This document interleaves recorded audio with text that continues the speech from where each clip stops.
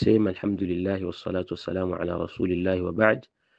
المرأة التي لا تجد محرما تسافر معه، mwanamke ambaye hana mahram wa kusafiri pamoja naye. La yajibu alayhi alhajj wala alumra, haiwajibiki juu yake hija wala umra. Umra na hija si wajibu kwake. Wa hiya ma'dhuratun fi tarki dhalika, na yeye ni mwenye kupewa udhuru katika kuliacha hilo. Wayahrumu alaiha safaru, na inaharamika juu yake safari, lilhaji, kwa ajili ya kwenda kuhiji, au lighairihi, au kwa ajili ya kinginecho. Sawa itakuwa ni hija au kinginecho, ni haramu kwake kusafiri min ghairi mahramin, pasi na kuwa na mahram. Wa alaiha an tasbira, na ni juu yake mwanamke wa Kiislamu kufanya subra, hatta yuyassira Allahu ahada maharimiha liusafira ma'aha, mpaka pale Allah atakapomfanyia wepesi moja kati ya maharamu zake ili asafiri pamoja naye.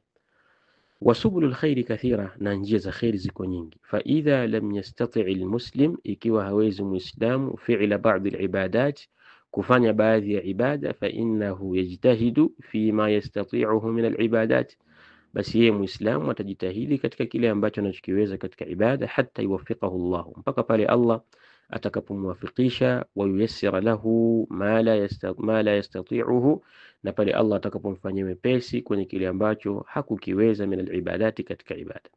Wa min fadli llahi ta'ala ala ibadihi almu'minin, na miongoni mwa fadla za Allah juu ya waja wake waumini, anna alabda idha azima ala fi'li ta'a, ya kwamba mja wa Allah subhanahu wa ta'ala idha azama ala fi'li ta'atin, atakapoazimia katika kufanya utiifu fulani, tendo la khairi fulani, walakinahu lam yastati' fi'laha, lakini yeye hakuweza kulifanya hilo tendo li'udhrin, kwa sababu ya udhuru wa kisheria, fa innahu yuthabu alfa'il laha, hakika Allah subhanahu wa ta'ala humlipa thawabu yule mwenye kuazimia kulifanya hilo tendo, yani anamlipa thawabu kama mwenye kulifanya lile tendo. Rawa al-Bukhari, amepokea hadithi al-Imam al-Bukhari, hadithi nambari 4423, an Anas ibn Malik radiyallahu anhu, anna Rasulullah sallallahu alayhi wasallam, Mtume sallallahu alayhi wasallam, raja'a min ghazwati Tabuk, alirejea kutoka katika vita vya Tabuk. Fadana min al-Madina, akakurubia katika mji wa Madina. Faqala, akasema, inna bil madinati aqwaman, hakika katika mji wa Madina wako watu, ma sirtum masiran, hamjapita nyinyi mapito yoyote, wala qata'tum wadiya, wala hamjayakata mabonde yoyote, illa kanu ma'akum, isipokuwa wao walikuwa pamoja na nyinyi.